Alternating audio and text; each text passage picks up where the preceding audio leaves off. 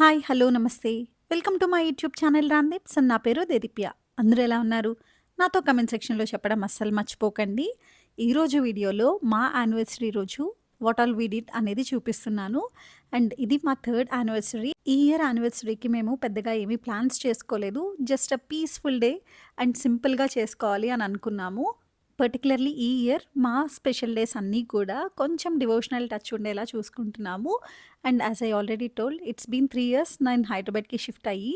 So, ఈ 3 ఇయర్స్‌లో ఎప్పుడూ కూడా ఈ రోజు అంటే మా యానివర్సరీ రోజు విజిట్ చేసిన టెంపుల్స్ ఎప్పుడూ వెళ్ళలేదు. We started our day with a visit to Puri Jagannath temple. Banjara హిల్స్‌లో ఉంటుంది.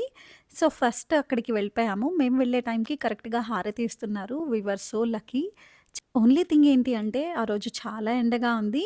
అండ్ ఎక్కడ నీడగా కూడా లేదు. సో, కొంచెం అది ఇబ్బందయింది. But apart from that temple అంతా కూడా చాలా బావుంది. ఈవినింగ్ టైమ్ వెళ్తే ఆ టెంపుల్ చాలా బావుంటుంది అనిపిస్తుంది. Maybe next time evening time వెళ్ళాలనమాట. నేను ఇదే ఫస్ట్ టైమ్ జగన్నాథ స్వామి దర్శనం చేసుకోవటం. ఇంతకుముందు పూరి కూడా వెళ్ళలేదు. సో, మనం రెగ్యులర్‌గా చూసే దేవుడు మూర్తి ఉంటారు కదా టెంపుల్‌లో అలా కంటే కొంచెం డిఫరెంట్‌గా ఉన్నారు. ఆ మూర్తిని చూడగానే చాలా ప్రశాంతంగా అనిపిచ్చింది. చాలా నచ్చింది నాకైతే ఈ టెంపుల్.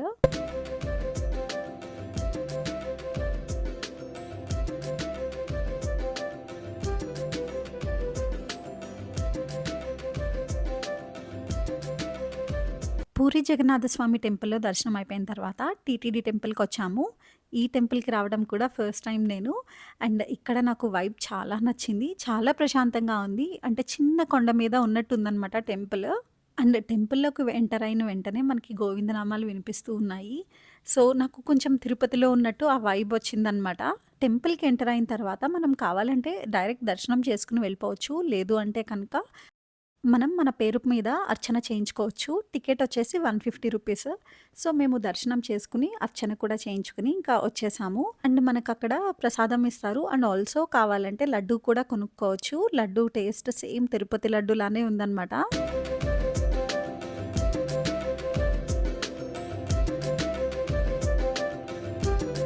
టీటీడీ టెంపుల్‌లో దర్శనం అండ్ అర్చన అయిపోయిన తర్వాత పెద్దమ్మ తల్లి టెంపుల్‌కి వెళ్ళాము.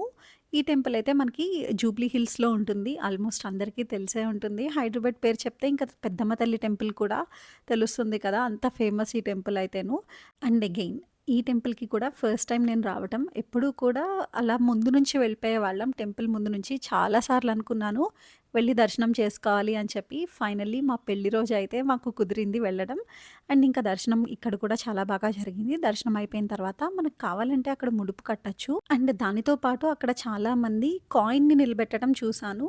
ఏదైనా కోరిక కోరుకొని అక్కడ కాయిన్ నిలబెడితే కనుక అది తీరే కోరిక అయితే కాయిన్ నిలబడుతుంది. లేకపోతే లేదు అన్నట్టు అక్కడ బిలీవ్ చేస్తారనమాట.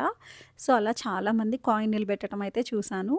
అండ్ అప్పటి వరకు చాలా ఎండగా ఉండింది. బట్ మేము దర్శనం చేసుకొని బయటకొచ్చేసరికి క్లైమేట్ అంతా కూడా చల్లగా అయిపోయింది. అండ్ వర్షం పడేటట్టు అనిపిచ్చింది. బట్ లక్కీలీ వర్షం పడలేదులెండి. ఇంకా ఫైనల్లీ మేము అన్ని టెంపుల్స్‌లో దర్శనం చేసుకునేసరికి లంచ్ టైమ్ అయిపోయింది.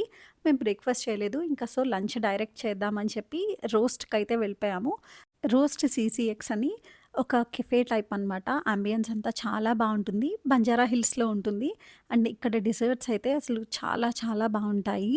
నేను ఆల్రెడీ ఆ ప్లేస్ విజిట్ చేసున్నాను. సో, రంజిత్ కూడా ఒకసారి ఎక్స్‌పీరియన్స్ చేయాలి అని చెప్పి మా లంచ్ అక్కడ ప్లాన్ చేశాననమాట. ఎలానో బంజారా హిల్స్‌లోనే ఉన్నాం కదా అని చెప్పి అక్కడికే వెళ్ళిపోయాము లంచ్‌కి. As you can see they have wide variety of desserts చాలా బావుంటాయి టేస్ట్ కూడాను.